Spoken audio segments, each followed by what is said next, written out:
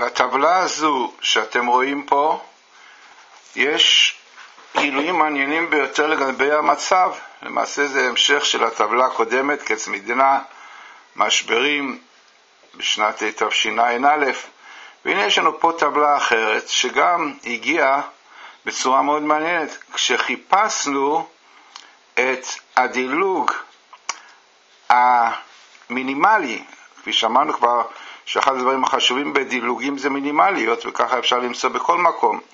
אם כן, הדילוג המינימלי שאתם פה זה המילה השביתות. רצינו לדעת היכן מופיע בכל התורה כולה הדילוג של השביתות, והנה מה שהופיע האותיות A, שין, ו', ו', ת', י', ת', כלומר אתם רואים את המילה השביתות במילוי, והמיקום זה בספר דברים, והמרחק 31 אותיות בין אות לאות. כלומר אין עוד בתורה את האותיות של השביתות במרחק פחות מ-31 מאות לאות.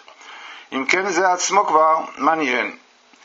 גם מה שמצאנו אחר כך באותו מקום שחיפשנו את השנה, תשע"א, כן, שזו השנה בעצם שאנחנו בה, השנה שראינו גם בטבלה של קץ מדינה, משברים.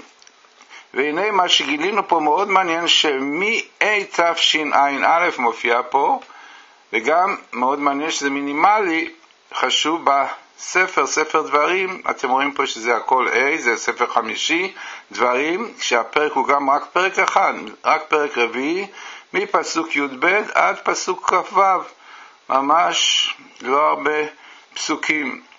והמעניין הוא שאלו הפסוקים הם הפסוקים שאנחנו קוראים בתשעה באב, יום החורבנות, הגירוש, הפינוי, הכל גירושים כמובן בעבר וגם לצערנו עכשיו בגוש קטיף. והנה מופיע בדיוק החלק בתורה שקוראים פה כי תוליד בנים ובני בנים. אתם רואים פה ממש את הפרשה שקוראים בתשעה באב, כי תוליד בנים ובני בנים ונושנתם בארץ, כן?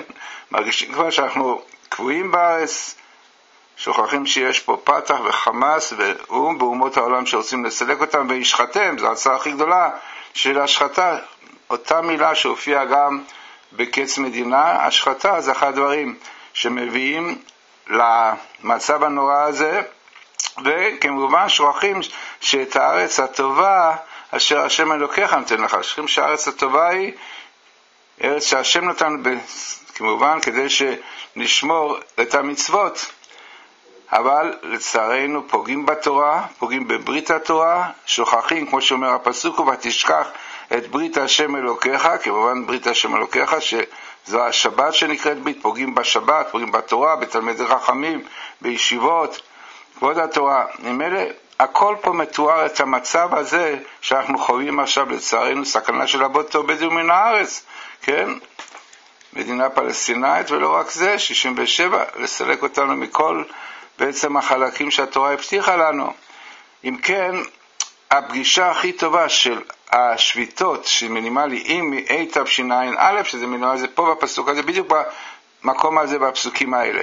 עכשיו שאנחנו מתבוננים עוד, רואים פה דברים מעניינים אחרים שמתארים את המצב הקשה, ופה המצב חוץ משביתות, השביתות שיש לנו פה, כל המישורים, אם זה המישור הכלכלי, קוטג', חלב ודיור, רפואה, שממש בדיוק שאתה אומרת לנו ונשמרתם מאוד לנפשותיכם, שזה ציווי לשמור על הבריאות.